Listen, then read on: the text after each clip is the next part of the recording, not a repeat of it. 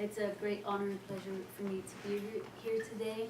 So, as Lisa mentioned, I previously worked at Queen's with the philosophy department as a postdoc. I was teaching the Animals in Society class, which is a great class at the intersection of law, politics, and ethics, where we talk about what the role of animals are in our society, what human-animal relationships entail, what might be wrong about them currently, and what future options are. And so it is in this framework that my postdoc work was situated, and I basically focused on animal labor during that time. So Queen's itself, that might be interesting for some of you, has an APOL group, so Animals in Philosophy, Politics, Law, and Ethics. They have some talks that they organize too, and reading groups on any things related to animal studies, if that is of interest to anyone.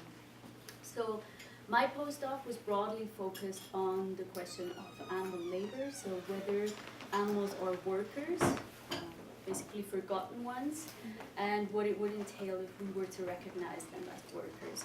And I'm currently working on a monograph because I realized that the topic is just so broad, it really deserves much more attention than what could be given in a few articles. So this basically summarizes my work in relation to that. As you will see, I don't actually like to talk about animals without them being in our presence, because it does make a difference having someone present and talking about them. In courtrooms, this is typically done when we have separations, to have a chair for the child who's not present in this room. Here I did it by setting up a few pictures of animals, black and white pictures that you can see, just as a means of visualizing that it is individuals that we talk about, whom life is greatly important. So yeah, also would appreciate if you have any feedback, criticism, etc. And maybe not everyone wants to speak out. There's some empty sheets of paper on both tables where you can provide some of that feedback. So I want to start off with a quote by a historian called Jason Righ, which he published in 2003, and he said, "Since the 17th century, a great many animals have been put to work. They have produced large monetary profits, and they have received little to no compensation or recognition for their efforts. The farms, factories, roads, forests, and mines have been their sites of production. Here they have manufactured hair, milk, flesh, and power for the farm, factory, and mine owners. And here they are unwaged. Indeed, we can think of others who operate under similar circumstances: human slaves, children, home workers, sex workers, to name a few. The basic fact is that horses, cows, or chickens have labored and continue to labor under the same capitalist system as humans." So we don't have to agree with everything that he says in that quote, but I think it's a good trigger, a stimuli to think about what it would mean were we to recognize animals as workers. And he, as a historian, has another role in that, right? He likes to tell the history of animals from below, what he says. So telling the history of human-animal relationships from their perspectives, not just from ours, because we commodify animals, we see animals as objects. So labor studies, any type of academic disciplines dealing with labor are extremely broad. In animal studies, it all started with Marx's theory of alienation that was applied to animals, that really got scholars thinking about that. So Barbara Nosk, Jocelyn Porcher, and Diane Stewart are among the few who studied that. Some of them in a very generic sense, with regard to farmed animals, for example, some with regard to specific animals, as dairy cows, for example. So they first said animals are alienated from their own products. The products that they produce are very often their own bodies, or just products produced from their body parts. So what happens is that those body parts, body liquids, are being extracted from their bodies, and they confront them as something external to them. So animals are also, as own bodies, they're mutilated to form factory farm production, etc. and they often end up in a dead state. So clearly they say animals are being alienated from the product that they produce, like, regardless of whether they like to produce that or forced to produce that or not. Just this is a descriptive claim in their view. The second one is animals are alienated from their productive activity. Very often, the way that we employ animals is for one specific purpose. So we have sniffer dogs, for example, who have this one task that their whole lives revolves around. And the same, even more stark is it when it comes to factory farming. Most of the animals are actually confined on the indoors. They don't even have room to turn around. They don't have room to socialize. So what Porter and Stewart, for example, argue is that those animals are de-skilled. They're ontologized as carriers of meat. Their whole life revolves around fulfilling that one purpose. So they're actually being alienated from the productive activity. They would want to do so much more if they could. The third claim is that they're being alienated from their fellow beings. And fellow beings here could be, on the one hand, animals, and it could be humans. So with regard to animals, they said, in the factory farm, for example, animals are crowded by the thousands in one room. They're being overwhelmed by olfactory senses. They're being overwhelmed by the noise that is occurring in factory farms. So this is all way too much in terms of alienation. At the same time, it is impossible for them to form any forms of relations with their common animals. They don't, if they have families that they form in a factory farm, say by producing offspring, they're immediately bereft of that relationship because the young are taken away within the first 24 hours, typically. So there's a form of alienation there, and there's also a form of alienation when it comes to contact with humans. Very often, the contact between human workers and animals are governed by either, in research, say, rigid rules about how you have to interact with animals. You have to wear gloves. You cannot anthropomorphize animals. You have to engage in a very technocratic sense with the animals. And on the factory farm, it's the same. We can see a whole wave of technological industries that are being introduced into the factory farms. So, for example, in chicken broiler productions, you have a chicken harvester rather than humans who, when the chickens have reached their the ideal body weight for slaughter, they're being harvested by a machine that basically sucks them in. And there's no relation with the humans anymore. So that's a form of alienation too. And then the fourth prong of the alienation critique is that animals are being alienated from their species essence. And that's very disputed, and we've talked about this in other fora. The basic claim, and that's applied in a rather clumsy way because Marx's theory is very nuanced.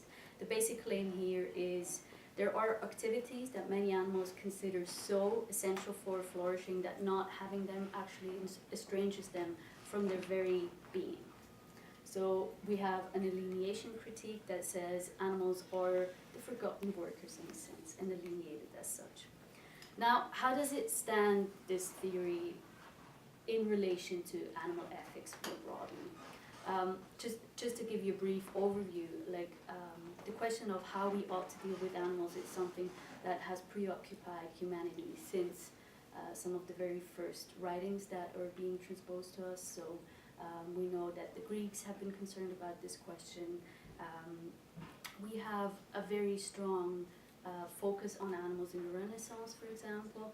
Then we have a period inaugurated or inspired very much by Descartes, in which he said animals are new machines. If they utter any voice in response to us doing something to them, this is merely as if we were to manipulate an object that squeaks. Say, I don't know, if I manipulate an old telephone and it just wouldn't work anymore. That's basically the response that we get. Animals are not. They're not beings. They're not alive. They're not sentient. And in the modern area, it was especially Peter Singer who has inaugurated broad attention in academia, but also outside, on the question of animals. He is, as many of you probably know, he's a utilitarian, has proposed some disputed theory. his basic claim with regard to animals is that animals are entitled to equal treatment, equal consideration in terms of them being sentient beings. So when we make decisions, we have to take into consideration the animals just as much as we have to take into consideration humans. Now, there are some problems with Singer's theory insofar as it's a utilitarian theory, so some interest can be trumped by others. He also drew a distinction between saying that some animals are conscious, animals are not conscious, but humans are, and so he drew distinctions there.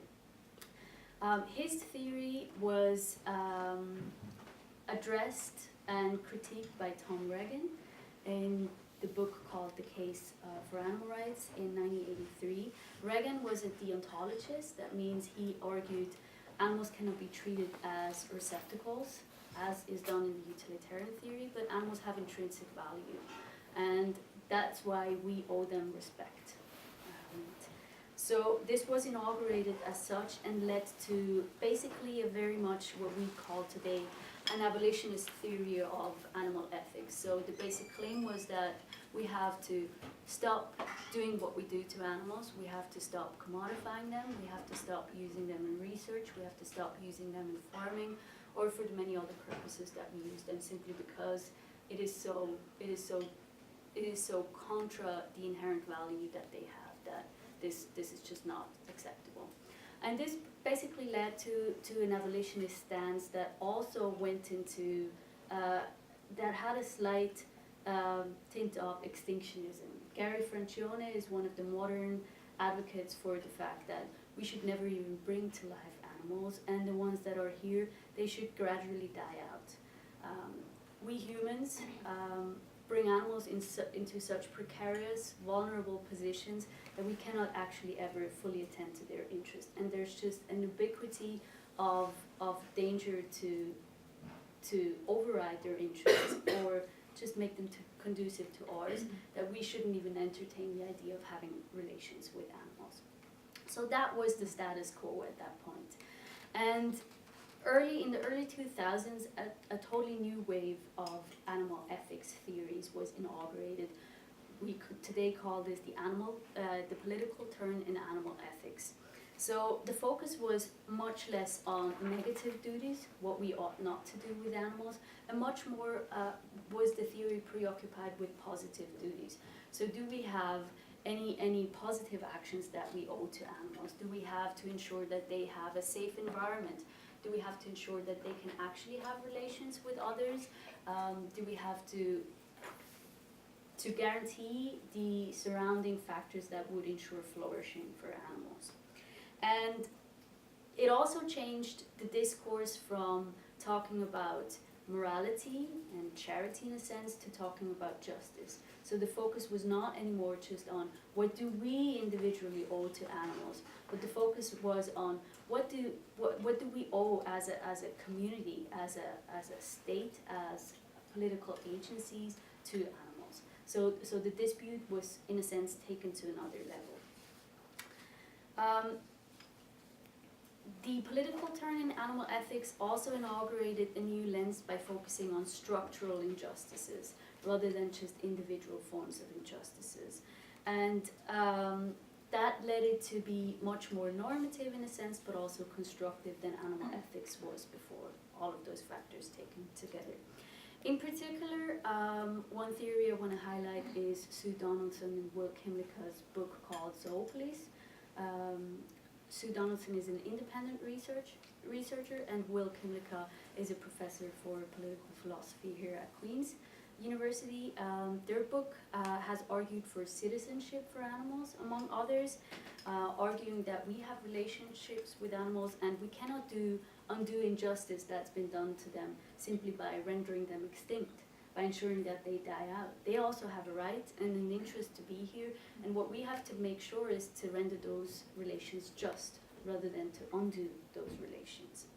And so what they focus on is building up a shared community with animals, but also empowering animals through participation.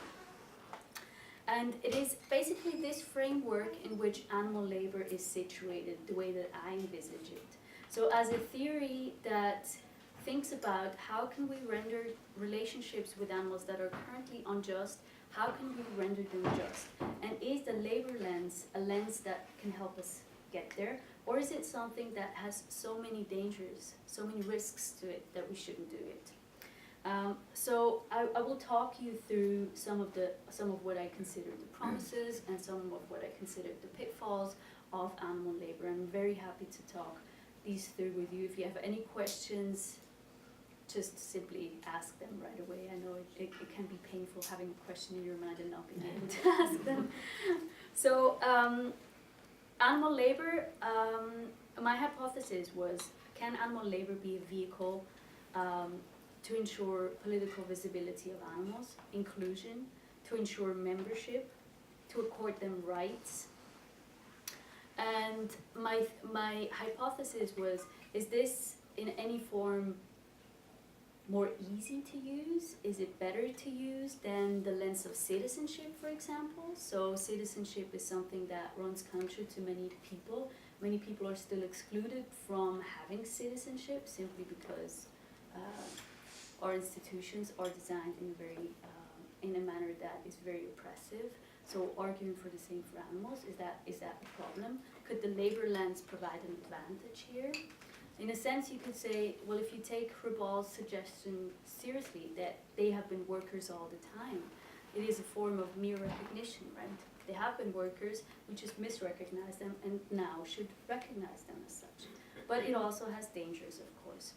So before we go through that, I want to touch on some of the problems that we run into when it comes to defining or conceptualizing animal labor. I've now talked a lot about farmed animals, but there are many more examples in which we could consider animals as workers. So one example for it is animal-assisted therapy. Many animals are today assisting therapies in providing therapy to many different patients. I think it all started out with providing, especially children, a way to open up to their emotions, providing them with a safe environment, a trusting environment. There's a lot of proof that animals are very sensitive to what's going on in a therapy environment. So the question here would be, are those animals workers? A second one example could be sniffer dogs. So dogs tracking drugs, for example, foodstuffs, but also people buried under avalanches. They often go through rigid training to get the job that they are currently having. So is this a type of work? Another one could be transport. So horses, donkeys, mules, but also racing dogs, for example, or those animals workers. Then we could think of companionship more generally. If my companion dog is waiting all day for me to come home, if they're taking care of me to kind of deal with the emotional stress that I have at work, or they providing work for me, just like family members might be providing work for us that often goes unrecognized. Then there's very dangerous work. There's rats detecting mines, for example. They're being employed to do that. What about macaques completing research tasks? Is that work? If they go through tasks that they have to, just cognitive tasks that they have to fulfill, is this a type of work?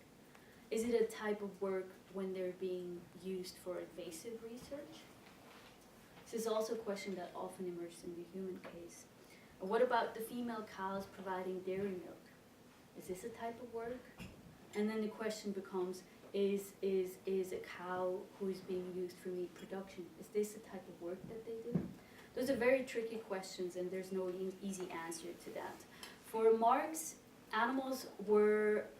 what animals do was the differentia specifica to humans. So that meant that animals are what makes it easy to define what humans do as labor.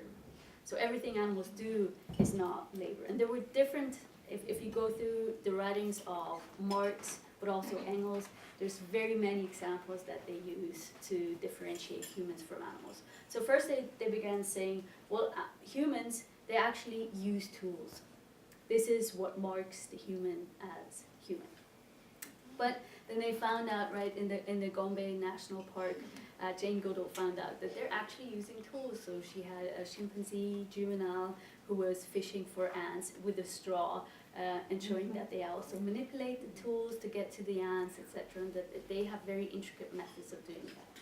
So then the second claim was, what about tool making? This is something only humans do, animals don't. We have new research showing that even ravens manipulate their tools, they bend them, they attach them, they make like a very informed decision about how heavy their tool has to be, how long it has to be, and how they have to use it to get to what they want. So even they do it. Then we can find some claims about animals not planning their activities, whereas humans do. So humans, they have the artifact in their head already before they actually do it.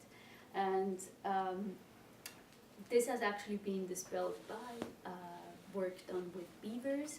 Beavers have to have an extremely good knowledge about what types of trees they use to build dams. So they cut off trees from both sides to build dams, and then they pile in some vertical trees to hold that. But it actually, you have to have a very good knowledge of how much weight the trees have to be able to hold, even if depending on the current of the stream, for example. So even they have kind of a mental picture of their work in their heads already before they're doing the work. And then there was much more. What about capacity for abstract rational reasoning? That's what humans do, whereas the animals don't. So you can see this is a story that can continue forever. And the one thing that differentiates humans for animals, it's something that has preoccupied animal ethics and ethics beyond for many centuries. And it's still something that some people claim there is that one difference that exists. And if we take Darwinism seriously, there's actually not much ground for any of those arguments. We all come in different degrees. We all have capacities to different degrees and in different to different ways. Also, it depends on our interests, etc. I have found that Marx's claim to exclude the animal can be aligned with many other claims about what makes human work. So we have female work that has often gone unrecognized, work of domestic workers, work done by migrant workers, that just goes unrecognized simply because it doesn't fit the hegemonic ideal of rational work. And so I don't think this is a very useful lens to think about what we do, what activities constitute labor. So what is it that actually motivated Marx to argue that way? Franz de Waal would say it's a form of anthropodenial. So a denial that there is a continuity between humans and animals, a denial that there is not just that one model of a human that fits everyone. And if we actually go back to, I just recently read an article that was really inspiring. It showed that Marx wasn't so much concerned about just devaluing what animals do, but it was much more, I feel like that he used that as a means to an end. He actually wanted to make a strong case for certain types of work that were unrecognized at that time. And he considered it necessary to displace the plight of animals to make visible what humans are doing. So it wasn't motivated in the first sense by actually just devaluing what animals do, but just as a means to an end to value more what certain humans are doing. And so the article talks about how he has read a book before his writing talking about bees and how, you know, there's a danger that if humans just organize as bees and just become a small part in a huge society that they don't have influence on, where they just have their daily grinds to go through, etc., that this is basically what human society awaits if they continue the way that they organize society right now and how their lives are being structured around work. So it seems that he was very much motivated by an intent to scale the animal down on that scale, elevate the human being in that sense. And so in animal ethics, we talk about arguments for displacement or trivialization in that respect. displacement is basically the idea that one group must be pitted against another for any of them to succeed. So we could say that caring about animals would actually come at the expense of time and resources devoted to fighting classism, capitalism, oppression of the proletariat, racism, sexism, and other group claims. But what we actually have found from an animal ethics perspective, and more recently, broadly, intersectional theory, is those forms of oppression are actually mutually reinforcing.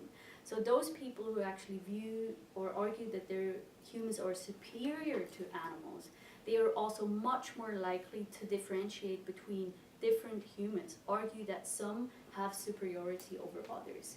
So rather than actually saying that there's a very narrow place, like an elite club of who makes it and who doesn't, we should be much more inclusive with all of that. And that's basically what I think we should use as a hypothesis when we begin theorizing about animal labor. Have a charitable interpretation of what might count as work. So the first promise, I think, is recognition. It's a recognition of subjectivity when we recognize animals as workers. So we recognize they're not just being commodities that are used by us for whatever purpose we want, but they're actually subjects who are repressed by our activities. But they revolt. They dissent to much of what is being done to them. So it's a recognition of their being a subject. It's also a recognition of their work. So it's not just, and that's what could potentially be seen as an advantage in relation to the citizenship theory, right? As Righ says, they've worked for us for centuries. It's on us to recognize this right now. It's not just that we grant them citizenship basically as a charitable action. It's that we owe it to them because they've done so much for us. Not saying this is necessarily a good route, but that's what we could argue. And what Righ does by telling the history of animals below is what some argue he has changed the historical situation. And this actually prompts us to reassess our current treatment with animals. If we have a new lens of what actually happened in the past, it prompts us to reconsider how and if work relationships with animals could be rendered just. The second promise, I think, is membership. And this relates to intersectional theory that I briefly mentioned. So along with many other disenfranchised human workers, animals could be seen as fighting for recognition and membership alongside those workers.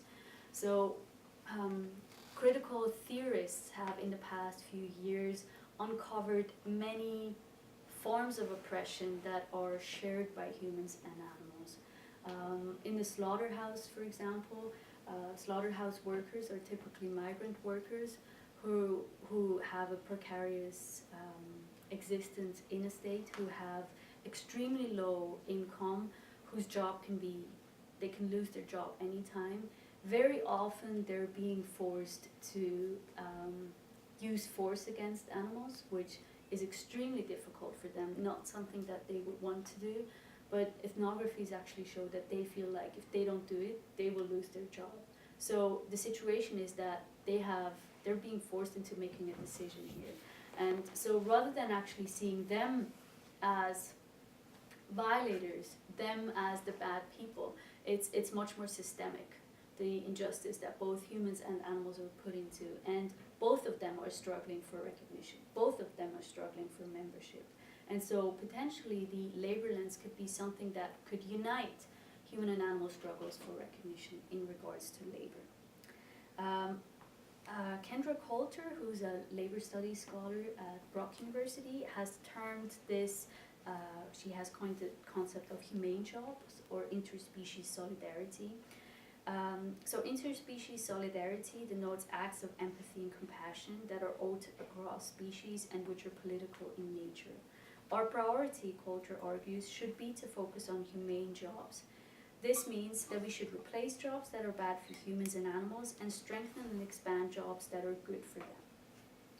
So there's a way for normative liberation and recognition across the species line. Another promise of the labor lens is that it creates rights. What do I mean by rights? And also this has been an ongoing debate in animal ethics. So today we have a problem, and I can totally sense this in my everyday talk about animal law. It's just the fact that humans have rights and animals have protections. So, for example, humans have right to research, humans have rights to farming, humans have rights to bodily integrity, humans have rights to academic freedom, etc. Whereas animals just have protections. They're being protected by the standard of unnecessary cruelty, humane treatment, etc. Now, we can often see the strength of these tools when they clash. And when we look at court cases, especially where all of these arguments are argued to be dissected in detail to see how they play out, we can see that the rights are just always prioritized over the protections.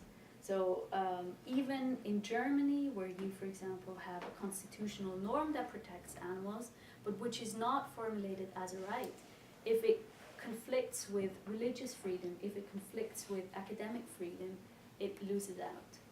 So rather than actually doing a qualitative basis of interest, say an interest in doing research versus an interest in staying alive, and in the human case you would always prioritize bodily integrity.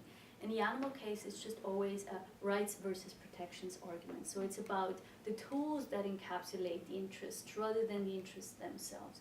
And so that means that the animals always lose if there's a clash of interest. And most of the time there is a clash of interest. So the protections that they have right now are just not very useful. They're very useful on paper. They make us feel good about having done something about animals, about regulating it, but they're not actually, they don't have the teeth that are needed to actually make a difference. But still, animals are also not purely property, and we can see that in Civil Act amendments of many states in the past few years, decades. They have changed their civil codes that previously stated that animals are objects, they're property, to animals are sentient beings. Paragraph 2, they will still be treated as property ad interim, right? Still, even with that, you could say, well, that's a tool of just, making us feel better while not changing anything about the status quo. But there is something special about animals in other respects. Say, if I lose my companion dog, I will not only be accorded market value as I would if I lost this lamp over there, I will also be accorded emotional value. I could also have an emotional attachment to the lamp, but the law doesn't care about this, right? The law says there is something special about the animals. That's why we also can claim for emotional damages in that respect. So animals are the odd ones out, even in the purely property scheme as we know it today.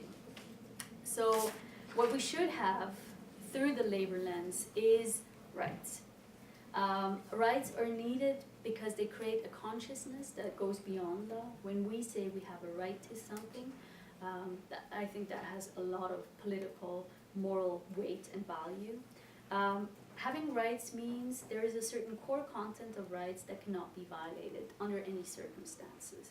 It means there is something really protected about you that cannot just be outweighed because other interests are considered more important or just politically urgent at a certain time. Rights are also differently handled when it comes to balances of interests. So it's going to be a qualitative balance of interest if we really balance rights against rights rather than actually tools that encapsulate what I've been talking about before. And last but not least, rights are actionable, which protections very often are not. Some of you might be acquainted to what's going on in animal laws. Even if you have protections, you cannot do anything about it because you lack standing in court. You can't enforce any of the protections that exist, yeah? So is that difference between animal rights and animal protection? Could you swap the word welfare for protection? Is it the same difference between animal rights and animal welfare that we commonly use? Ooh, that is a good question. And my hunch would be no. Okay. Because we would still have like an Animal Rights Act where you have a constitution with a Bill of Rights for humans, and the animals are just not included in that. I think that creates a lot of room to argue that their rights are different rights. They're not the same rights as we have, right? So I've been involved with an initiative. I'm originally from Switzerland, for anyone who's ever wondered about what my accent is. That can be painful to think about. We have an initiative going on, public initiative, to call for rights for primates, not just great apes. In the Constitution, we have also talked a lot about where should those rights be. Should it be in the Animal Welfare Act? Should it be in the Constitution, etc. But in Switzerland, for example, states have had broad power to introduce new rights on their constitutional level, like the right to apartment, which is totally new in Swiss constitutional law. So they have been forerunners for new rights. But that's a very good question, and I would think that that's just not the case. Also, because there's so many norms in the Animal Welfare Act that currently justify killing animals on a broad scale, most of whom are infants while they're actually killed. Most of them do not reach the age of 1, say pigs, chickens. Cows are often slaughtered while they're 4 or 5 years of age after they're not productive anymore, etc. So my hunch is that wouldn't help. Yeah. I find the whole thing begs one basic question. No matter what rights you give and treating them well, they're still slaves because there's no choice. What would it look like to give an animal a choice? Good question, and we're going to come to Oh, you're that. getting there. Oh okay. yeah, we're getting there. Okay, yeah, I might better probably hurry up. I definitely have to hurry up. So, okay, I'm going to run through some of this. So the basic claim is, if we have all of this in place, we get to substantive rights for animals. That could be safe working conditions and no violence, and that would change a lot about the current working conditions, right? Because we mutilate animals on a daily basis. We cut off their beaks, we clip their toes, we cut off their tails. There's so many things that we do to animals just to fit the production process. That would make a big difference. Then a question would be, they would have a right to remuneration and wage. What would that look like? Because unlike humans, they're not about the money. They're not about it. There's so much more that we have to think through, and this also can inform our view of what it means to have wage as humans. Many of us are doing work where we're basically remunerated by money, but it doesn't necessarily equate with evaluation of the type of work that we do, so that might inaugurate some new debates for humans. Question of rest and leisure. Should animals, what would it look like? What would a day of work look like for animals? Surely not an 8-hour day as we have it. Would it be as much as 8 hours, but split into different sections? What would it look like? Would it be longer periods, but then longer breaks? Would it be breaks at work? Would we be play at work? Something we don't have in the human case, but maybe we should have. Then also the question of retirement. In research, we're currently discussing, and the EU has introduced that, a rehoming duty for animals who are basically not suffering so much from the research that is being done to them that they could be retired. There are many problems with that, but in the animal labor case, it would also mean animals actually have a right to retire. You cannot kill your workers at work, just as humans have a right to retire, and you shouldn't have that. So another would be disability pension, but also protection against discrimination and the duty to promote equal opportunities. And here, of course, many more debates could be held about what would it mean to discriminate against another animal. Now coming to your question, which really, it lies at the heart of so much what I do. So some of the patchy and few works that have been published on animal labor, one of them has argued that we don't have to give animals choice over what type of labor that they do. They can basically be guided to do certain types of work, and that's it. There's no concept of forced labor as exists for humans. That's just not the case with animals, and they shouldn't have a choice with respect to that. That's not what they need. This is of course very practically informed work, and I know the person who wrote it, he's very well-intentioned, but I think there's a problem with that, and especially newer research points suggest that we are absolutely wrong with that assumption. So I argue that animals have broad and intrinsic interests in self and co-determination. It actually matters to animals what they do and if they themselves like it or not.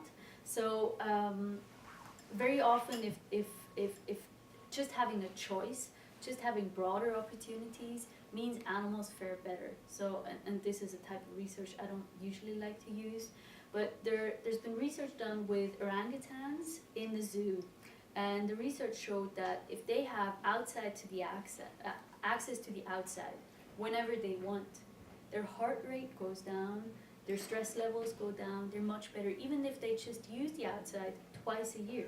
It doesn't matter. They feel better because they feel like they have control over their environment.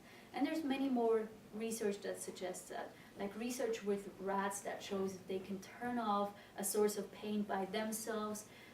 They recover much more quickly than if someone else turns off the leverage to what induces the pain for them, etc. I also think that we might be going wrong in terms of what is needed for self and co-determination. So Alistair Cochrane, he argues that you have to have the capacity for abstract thought in order to be able to have an interest in self-determination and autonomy. I don't think that is needed. This again is informed by feminist studies, but also studies with children, for example. We all know very well, if we engage with a toddler, for example, we can do things to him or her he or she doesn't like. And he or she doesn't have to be able to engage in abstract thinking for that. It's just something that they don't like, don't want to be dealt or interacted with. So all of these sources of knowledge can be informed much more by our intuitive understanding about certain relationships. So what would it mean if we had a prohibition of forced labor for animals and a right for them to freely choose their own work? I think it would mean that they have to have an initial interest in doing the work. And that could be done on many different levels. We could say, let's just ask them to do the work and then they can opt out when they want to, by right to dissent, right?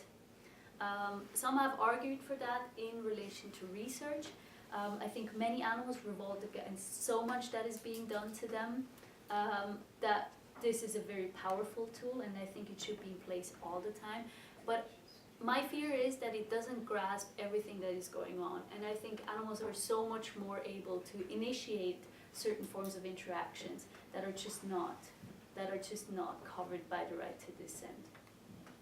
More recently, we're arguing in relation to respect for research with animals that there should be an assent model, so that animals have to show an initial interest in that they want to do a certain activity, and we can still have a human guardian that makes sure that the animal doesn't run into risks they weren't able to foresee at the time they took their decision, or just not long-term risks that actually thwart their interest had they been informed about this beforehand. And then you can also introduce the consent model, which is much more informed, talk about embodied concept, which we more recently have, researchers have more recently placed emphasis in the case of humans. So you might know about a lot of research that has been done with humans. Many of the humans were asked to sign forms giving their consent to research procedures. The forms are extremely long. They're very complicated for many people to read. They're like not fully understandable or held in language that can be very abstract and general and doesn't mean a lot.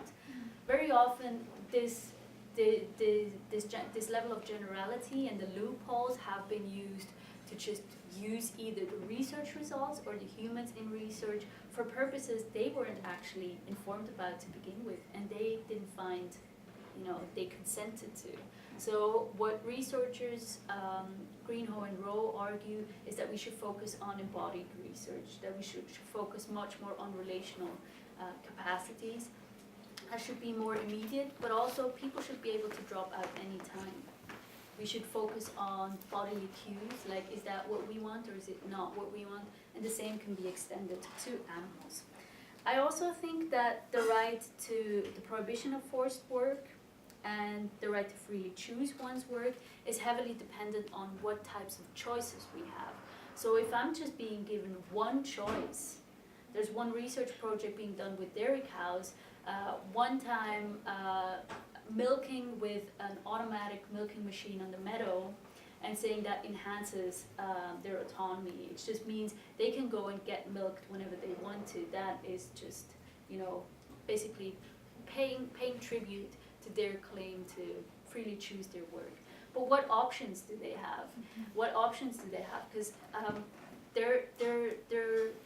their offspring is still being taken away the first day that they give birth to them. And you see cows who've just given birth running after vehicles that have taken away their calves. Like, can you imagine giving birth and having to run 4 kilometers to actually try to save your offspring? This is, if not this, what is an expression of dissent? What is an expression of this is not the type of work that I want to do? And so what has to be in place is much more, a broader openness of humans to think outside the box, think about if we cannot always be sure about what the animals want, how about we broaden the set of choices available to them? How about we think much more broadly about what could be done with them? Let them actually choose, let them experiment with what they want, rather than giving them 1 or 2 options and saying that this is a product of free choice. I also think that when it comes to animal labor, and this is something I want to emphasize, animal labor should not just be a form of labor that is being done for humans. And we think about how can we redesign the whole system as it exists right now, just so that it is also acceptable for animals. But it's also a question of animals have to be able to actually determine the purpose of their work. They work for one another. Maybe they don't even want to work for us. They want to work for themselves. Animals in sanctuaries, they're welcome newcomers. They engage in sociability. They have much more that they do, forms of work that maybe cannot be capitalized for our purposes, but which are still forms of work that they choose to do. So animal labor can really be an avenue to open new discussions about all of this. Do we have time to talk about how much time do we have? Yeah? I think they're about 7 or 8 minutes Okay. till we get to Okay. 1 o'clock. Let me briefly come to some pitfalls, and many of those pitfalls still leave questions open and I think deserve further discussion. The first is, of course, what's the use of labor rights if there are no basic rights? What if say the right to retirement secures that animals cannot be killed, but you just terminate the employment relationships and then you can kill the animals? So I think labor rights just do not make sense in the absence of basic rights that buttress them outside the work relationship. A second one is the legitimation of exploitation. We can still, with the labor framework, uphold the view that animals can be commodified for human purposes and that they can be used for human purposes. And I think there we have to be very specific about what is acceptable use and what is unacceptable use, and here draw on especially their own opinion and their own choice about what they want to do. I think it's also dangerous to advocate for work if it basically means that there is a duty to work. So in the human case, work is a defining central theme of human organization. Often we get a sense of what other people are by asking them, so what do you do? What do you work? And that makes everything that you are, because you are the secretary, you are the academic, you are the factory worker, you are the slaughterhouse worker, you're the farmer, you're the whoever it is. That's who you are, that's everything who you are. But of course we're much more than that, right? So we're being basically pushed into a certain scheme. nonetheless, it is the case that from a political, legal perspective, our status as citizens is valued through labor. So we're worthy of inclusion in society as workers. If we're not profitable, if we're not productive as workers anymore, we're basically free riding on a system, right? That you know, we're not deserving. And so even with legal schemes that put in place social welfare rights that help you, say, if you don't have a job or don't want a job, that help you actually secure your basic needs, even there, the right to access social welfare is tied to duty to work. And that could mean that you just have to work all the time. And while this is, I mean, we can have different opinions about that, but the problem is, there's just one sort of work that is being held as valuable, namely the type of work that is valuable from an economic perspective. We're all doing much more work that cannot be monetized, that cannot be, you cannot put a dollar value on that. Much more work that is based on relationships with one another's, that just isn't, and how about the people who actually do most of that type of work? Should they not be worthy of inclusion? Should they not be worthy of citizenship simply because this is not what the economic market values? Whereas the economic market values even types of labor that are deeply destructive of society, that are deeply destructive of our environmental, of our environmental resources that pollute the environment, that actually inflict on animals much suffering. These type of work are considered valuable. So here, my basic hunch is really, I know this is very disputed, but I think basic income would actually help all of the people to engage in that type of work that they consider valuable, and more deeply think about what would be valuable for them and for society, what type of activities would help them to flourish, rather than to think about what type of activities could I do that the economic market values. And yeah, do we have, 2 more minutes, okay. Another danger that animal labor runs into is that it could reinforce ableism. So work today is a very small category of types of work that are being recognized. We have boundaries and hierarchies that are being created between those who are able to work and those who are unable to work, who do not make it. And that means that we locate individual responsibility for the failure not to access these types of work in individuals, and blame those who do not make it due to, for example, disability, poverty, illness, sickness, age, illiteracy, foreign language, or many other factors. Here, I would suggest that we would think much more broadly about what could render work inclusive rather than exclusive. What would it mean if we were truly to recognize everything that people do without administering to the hegemonic idea? And the last danger I want to talk about is dependency. So in liberal democracies, it's kind of a myth, something that still prevails, that we can access freedom and happiness through work. Work is what renders us free. We contract with an employer on a voluntary basis. We enter a contract, we're free to do that.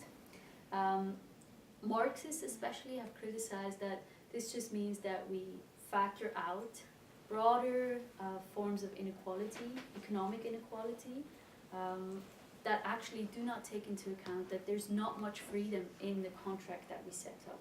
So the employee, for example, is forced through economic factors, not having basic income, for example, to contract into a contract, do a type of work that they might not want to do on terms of conditions that they might actually not agree with, whereas the economically powerful party, the employer, has much more leverage power to deal here with the relation.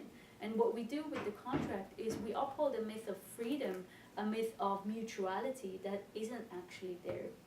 And the same, of course, the same danger is inherent if we think about animal labor. What would it mean to just basically consider animals as free workers simply because we created a contract with them and made them free workers, while the outside, the broader factors just basically push them into one direction that they have to go but wouldn't agree with.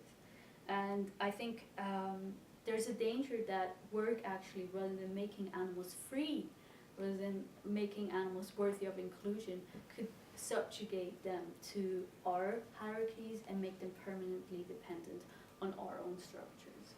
So this is something I think where we have to deal with forces of capitalism and some of the most sweeping onsets of capitalism that we have to tackle, and I think that could also be a very fruitful source to think about valuation of human work in the same way.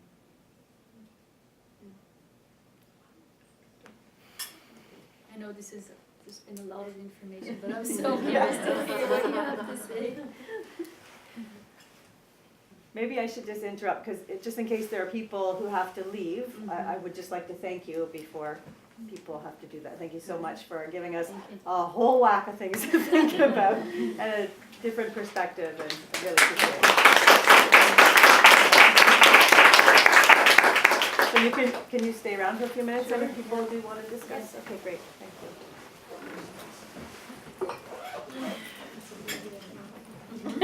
Hi, Charlotte. I was wondering about, because I'm studying animals in tourism, I've been thinking about animals as like laborers within tourism spectrums, like for example, elephant riding, and the idea of elephant camps in, like for example, Thailand, Cambodia, starting slowly, but to convert to more elephant sanctuaries where they're like being washed or fed, and it's like less obtrusive interactions with them. And I was kind of thinking about it in my head, reading that, thinking like, is that like a retirement? Like what form of, because it's a shift in, if you look at it as a labor, right? To something that could arguably be more voluntary on their part to interact with tourists, as opposed to being just like strapped in, chained up all the time. So I don't know, is there like, where would animals in tourism fit into like the labor scheme? I think the scheme is really so broad, you can apply it to so many different scenarios. I know about one, so Jocelyn Porcher, who's a sociologist in France, she's issued a special issue in a French journal where one of the writers had an article on the work of elephants in the woods of India and Laos. And the elephants would actually work on a seasonal basis with the humans to do deforestation. And very often work would get just too much for the animals. And so they engage in practices of self-medication. They retreat from the work site and just go and do their own thing in the woods for a couple of days and then return back to the site. But it's not something that they choose to do for long, like it's seasonal.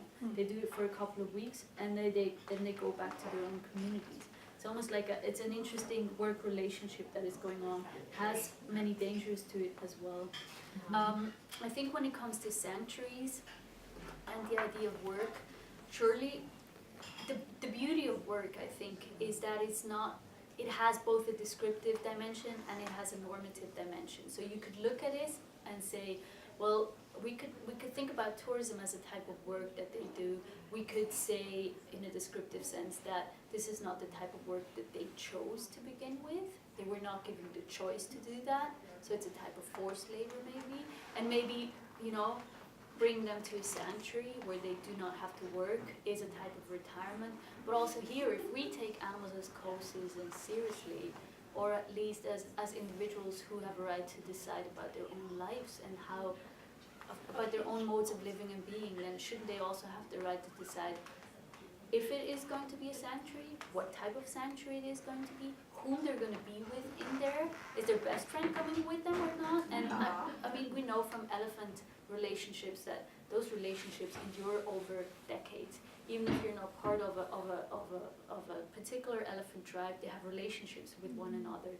And as they move around throughout the year, they often go at length to visit some of their friend tribes too. So I don't know, it's a very delicate thing, and I think we humans should just be so much more cautious about what we think is good, about our judgments about what is good for animals, and should engage just much more about thinking, how could I make sure that this is what you want? How could I design the set of choices and the background conditions in such a way that you can truly make your own choice? Yeah. Thank you. Yeah, I hope that helps. I wanted to actually, you mentioned wildlife, so I wanted to talk a little bit about wildlife, even though they themselves might not be construed as labourers because they're seen as being wild, but they're encased in generally national parks. So the choices that humans make for often capitalist gains in one sense, through tourism. There are many countries in sub-Saharan Africa that are making tourism and ecotourism now are seen as silver bullets to saving all of the development problems that are currently arising. If we can just get the tourism industry going, then all of problems will be solved, and tourism has been seen as the solution in many regards. Whereas animals and how they're implicated in this are rarely given any sort of thought. They are just at arm's length. Yeah. So I'm curious in how you would tackle that analytically in considering animals. They're not labourers. They're not, or are they? Whereas their space is being implicated within our capitalist structure, but they're not actively necessarily doing work. You don't have an individual, you'll have different birds that are coming through to the watering holes, you'll have different animals that are moving differently in the space, but they're, as a collective, their wildlife space is being changed in the capitalist. Okay. Can I ask you some questions back? Yeah. What makes you think they're not workers? I actually am of the opinion that they are, but I'm kind of struggling with it a little bit because I think that they are workers simply because they have economic value in the system in which they exist. So because capitalism is such a broad, yes, we view ourselves as independent of capitalism and of our work, but it is such an overarching structure in our, as humans, day-to-day lives and the policies and structures that are done. So I'm thinking in particular about Botswana, for example. It's a huge contributor, and they're actually very good. It's an exclusive tourism industry. They've done a lot to protect animals. But then I can't also help but now think of it in terms of there's huge competition there between the wildlife and the cattle, even if I remove humans from it, but this competition has been instigated by human interventions. And I guess, I'm just not analytically in a place to understand work or labour in this way yet, posthumously, but that's why I'm asking you, what do you think? No, it's a fantastic question and it touches on so many things. I think to undo my own bias as a human, because I'm a human too, right? And I think as a human in human society, so what I typically do if I think about is a certain type of form of work, I think about what would it mean if I were to do this? Would I want this to be seen as work? Would I think of it as work? Or, and I think if I, so the human people working in ecotourism, they're recognized as workers too, right? So why not the animals? They're being used, they're being the prime individuals around which the form of ecotourism revolves around. So I'm not disinclined against seeing this as a type of work, and it depends on what they do, right? They seem like entertainment.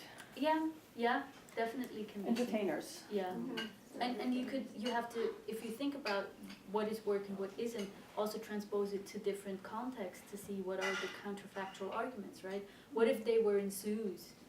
Would it then be? Would it be easier for you to think about is as a type of work and think about the conflict between the idea of work. Yeah. So there is work that's happening, and the identification of them as workers. A term that they haven't necessarily agreed to, the thing that they come back to abstraction, they don't view themselves as workers, they're just battling an environment that's changing around them. I don't know. Yeah. First, to begin with, there are certain scholars who say there's a difference between animal work and animal workers. One is rather what we recognize in the capitalist system of value of activities, and the other one is outside. So even Kendra Coulter has a fantastic short article in The Conversation where she talks about the work of animals in the wild and liminal animals.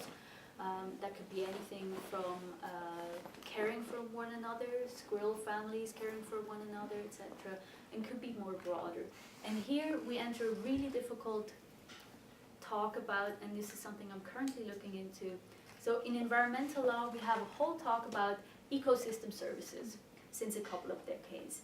That was a way to make visible the value of certain things that are happening in the wildlife that is not being recognized by the economic system and decision makers that decide about whether a certain action should be permitted or not. Say, should oil corporation be able to set up a new drilling site there and there? Should we be able to have mountaintops there and there? And in a way to make visible what is being destroyed, the lens of ecosystem services has been used. That could be anything. It could be pollination services by bees, for example. We know it from Japan that there are certain regions without bees. It's extremely difficult. It's extremely expensive to actually have alternative means of pollination rather than having bees. But it could be anything else. It could be people taking care of natural parks. And now importantly, it could also be killing animals to maintain biological diversity, make sure that there are no native species. It could be ecotourism that is based on trophy hunting. That is a form of ecosystem services in that framework as well. I think the lens of ecosystem services is extremely narrow. It is extremely narrow. It doesn't look into the purpose of what is being done. It doesn't give a normative structure of what is good and what is bad. It basically just says what is the willingness to pay for these services, makes visible what we would lose if we were not to protect this type of service right now. Say with the bees, what would it mean if we wouldn't have bees anymore, etc. So I think that is extremely dangerous. And you were able to see from my talk, I come from a different perspective. I come from the human labor perspective to think about animal labor, which is completely different. Because you can talk about individual rights to choice, individual rights to do something, labor as a means to bring about a future for you that is actually valuable to yourself, rather than actually being a small part in a bigger scheme that just follows someone else's script in a sense. So I'm also not sure if it truly is the case that those animals do not think of themselves as workers. Most of the animals, and Jason Ribal, he himself has written a book, it's called Fear of the Animal Planet. Dinesh Wadiwell also writes on that. It is absolutely astounding how often and by a wealth of means animals revolt. It is absolutely, be it on a very bodily level, running away from something, not wanting to do something, stopping a queue, pilfering, trying to get around a certain rule, vocalizing. It could be so many things that animals actually, they're not okay with. And I think, I don't think it is necessary for animals to themselves think of themselves as workers for it to be recognized as work. Sometimes we don't think of ourselves as doing a type of work too for it to be recognized as such. Do you know what I mean? I'm not sure this is, I look at labor more as a means to an end, as a means to more respectful relations, rather than as an end in itself. Thank you. But I don't know if that helps. Any other questions or? I have a equine assisted learning business I was trained in. About 2012 I graduated from that, and I have 3 horses. Yeah. And I did some workshops, and they were very successful. And I also did some private sessions, which were very successful for humans. Yeah. And then I happened on some reading, and one person in England that wrote a book and was concerned about the horses. Yeah. And I thought she was absolutely right. And I live and breathe my horses. I hardly do anything else. This is big to be out. And I feel it's true, they are workers. And when I was doing that, I would say we are working. I would tell them that we are working. And I had one that quite often would turn her back when they were in stalls to do an exercise. She would just turn her back to the wall, and everyone noticed that. And that was her right. Her right really probably was to be outside and not participating whatsoever. But I have since 2012, I think, or yeah, since 2012, I have worked on this. I don't know whether you've heard it, but the horse people talk about at liberty. And I could not get the concept because it just isn't true.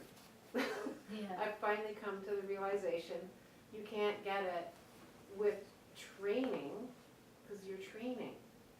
You're not giving them really not giving them a chance, and you hit on that. I heard you say something that made me think of it, that how do you do that? Like, how do you not put a halter and a lead on to get them into the barn to have their feet done? Yeah. How do you give them that option? These people come and they're on a schedule and they want to get it done, and if you don't have it done, then you're gonna wait 6 more weeks, for instance. Is that okay? So this is what I kept the last few years, and it's taken me, this horse that I had was also abused at some point. It was pretty obvious. Yeah. And she just wasn't, I believe she came to teach me this and help me understand it. But it took 3 years for me to get her trust, really, really get her trust that I wasn't going to renege. So at this point, I have this barn, I have this paddock in behind, it goes through the woods and it goes out into this open field. That's the best I can do for them, which is great. I can't rewild them. I can give them a choice, and I do. I was going down with a halter and a lead to start with when I wanted them to come up, but I eventually quit doing that, and now I go down and I ask them. And that's another thing that you touched on, was giving them a chance to make the decision, because people are so instant. You ask, you expect it right away. You expect it. You're not expecting no. You know, and because I did that for, first part of my life. I did that with horses, and that's what we were taught. So now it's stand there and ask if you would come up, and they do. They eventually do. I might go up ahead of them, but they will come. They will come if they want to. Most times they want to, and they will. Other times they didn't. I said, okay, we'll deal with that, because if I don't give you that chance, you're never going to believe me that I'm trying to give you free will. And even to the point where she had a breathing problem, and I had 2 different types of cough syrup, and I actually gave her a choice, and she sniffed each one and she picked. I mean, there's just a wealth of things you can do for these animals. And I don't do the equine assisted learning, but when people come, quite often they'll start reacting, because that's what horses do. They react because they're prey animals. And so they'll start yawning because this person's maybe uptight. And so we could go right into a session. And that's where I sort of battle, do you want to go in? Do you want to do it? Or you're just doing it because you think I want you to do it? I don't know. So it's really been an interesting journey, and we're still working on it. But, I'm happy that I finally have them where they are actually making some of their own decisions as much as I can. And I mean, I think a toddler, you can't say, okay, do you want to go on the road or do you want to stay here where it's safe? So there's things you still have to do, but don't you have to do that with people too, different levels. So I think I'm coming a little bit. Yeah. But it's been a really wonderful journey to be able to do that. I retired in 2012, and that's what I've been doing. I finally gave up. Well, then finally, I made that sound like I had trouble giving it up. I didn't really have any trouble giving up the equine assisted learning. I think it's fantastic what you're doing, and just that you're open to the relationship being both ways. Yeah, That you're it feels trying, great. that you're making an effort, and that you're earning the trust, not demanding it or teaching it in a Right. classical sort of sense, but you're earning that. That's a when whole the light different bulb went level. off, was when like I kept researching all these big time trainers and not realizing that was my block. And I finally went, that's the problem. They're training, like, cause they use a whip. And I'm like, well, how would, they call that at liberty. How's that at liberty? You know, Yeah. they're not, you just, as soon as you walk out with a whip, you've changed the whole dynamics.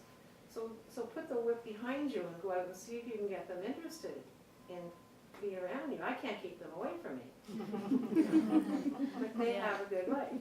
What a great contribution you just made. I really appreciate it. I think, And I wish I could get more people to do this instead of what they're doing with them there. and you raised so many good points about it. First, I think there's such a spectrum of the different types of work, good and bad work. Say in your example with animal assisted therapy, there's so much. There are certain therapists who just say to a child who comes into therapy, you pick the animals that you want. Then they just pick up the animals and they're basically forced to being petted in that moment. Yeah. And that can be very, Yeah, that's terrible. that can be not only, it can be very damaging for the animal, but it can also be damaging for the child in terms of, what do you actually want to get at with your therapy. And what you end up with is having many animals who actually exit therapy as workers who are basically abused, Yes. who are victims of abuse in that sense too. I could talk probably way too long, Oh, but yeah. I went out on a ride one time in Banff, and, there's two stories, but the second time out, I'll say, I brought the first horse home, but anyway, after riding them 6 days in the mountains. But the second one I went out, and I really don't even believe in this, like, I would never go again because of what I saw, and they shut down. The horses absolutely are shut down because they're ridden so much and by so many different people and yanked on and go for hours and whatever. And so the second time out, I walked. And that's a lot of walking, and I'm not a walker, but I got off and I walked. And this horse was shut down. And it was the last day, and he'd thrown a shoe, and the guide told me that he was fine. And every time we went over a rocky area, which there was tons of, he would do this, and it would ouch. And so when you're going down the side of a cliff, you really don't want a horse that goes ouch, because you'll go over. Plus, it was hurting him. So I said, no, it's not okay. And I got off and I walked, and we did some rugged trails together. I had a hold of his reins, and I'm not kidding, he thanked me. He nudged me and he thanked me. Makes me cry. But no. there's so much we could be doing to respect them and regard them, and it's just. Oh, I appreciate it so much that you shared these stories with us, and I think there's so much more to explore with this, right? I think the framework that I framed it in, and animal labor, is just one way to think about our relations with animals. There's so much more to this, and it's just a starting point. So far, our relations with animals have been focused on making them do what we want them to do. And so if we inaugurate relationships with them that focus on what they want to have too, I think we don't yet have all the tools and mechanisms in place to do that. But as long as we have the willingness to do that, I think there's so much that we can explore. And it can start in a very simplistic sense. What do you want? But I actually myself also found, if I even by human language ask the animal, what do you want? Yeah. I feel understood in my question. Yeah, absolutely. And I feel like I'm being given answers very often. So I think there's so much more to explore in that area, and I'm glad we raised it. Which animals have you asked that to? Especially dogs. Dogs. You wanna go? Zoom. I'm really lucky to have 2 companion animals who are very, very particular about what they don't want and what they want. you have met them too, like, even if there's at some point they don't wanna be petted anymore, they will start pushing you away. If you don't see it, they will start to. So this is offensive, this is really just their language, it's their vocalization, it's their voice that they're using, and we need to respect that, yeah. So from the research you have, probably you read a lot of research about this, has anybody argued that animals should be left in their environment and not be touched or used by humans, and being watched in that environment and protected, and give them the chance to choose their own work within their own environment? Very good point. And I would argue on a normative level, yes, that's exactly what we want to do. That I think the last point of dependency I talked about tied into that, so just basically imposing on animals a human structure of valuation and membership and inclusion while not giving them room to do their own thing. And you also talked about differentiation between domesticated animals and wild animals, for example. And I don't know if you've had a chance to read it, but Kimlicka and Sue Donaldson Zoopolis that I mentioned in the beginning, they have their political theory for animals' rights is based on a 3-tiered scheme. So first of all, they said domesticated animals should have rights as citizens, so rights to citizenship, and that's a whole host of rights that this entails. Liminal animals should have rights as denizens, and then there are wild animals who should have rights as a community. They have their own sovereignty over territory, their own rights to self-determination in that, etc. There might be certain narrow conditions under which we have a duty to help, say in cases of disaster, or if we just walk into a situation where we can easily help. But apart from that, they should be seen as forming their own community, having their own solutions to their problem, and adequately dealing with that. What I have read is that those habitats no longer exist because of what people have done. So even if we wanted to put all of the elephants back into a certain space, or if we wanted to, retire other domestic animals, or even take some of the wild animals that you just talked about, their habitats are gone. So Their food is gone, their all food is different, gone. So if we let all of the domestic animals go, they would die because there's nothing there for them. Yeah, and then that depends on what territory we accord to them. Say, even if we have sovereignty rights for them with their own territory, we often give them the territory that cannot fully be used by them anymore, and then it's shrinking all the time. I'm not arguing for wilding per se. I think it's a very, very delicate debate. We can have our own colonial system of valuing position onto animals by rewilding them again. It's extremely dangerous. So I think that deserves its own discussion. But yeah, definitely agree that Even those that are still wild, like the caribou, they're losing their habitat and they're getting smaller and smaller herds. They can't even find one of the herds that is supposedly going across the border. Shoot them like fish in a. Something interesting about that is Chernobyl. At the moment, a lot of research is actually looking at wildlife in Chernobyl and how, because it's a human exclusion zone, so it's one of those places where humans are just actively not allowed.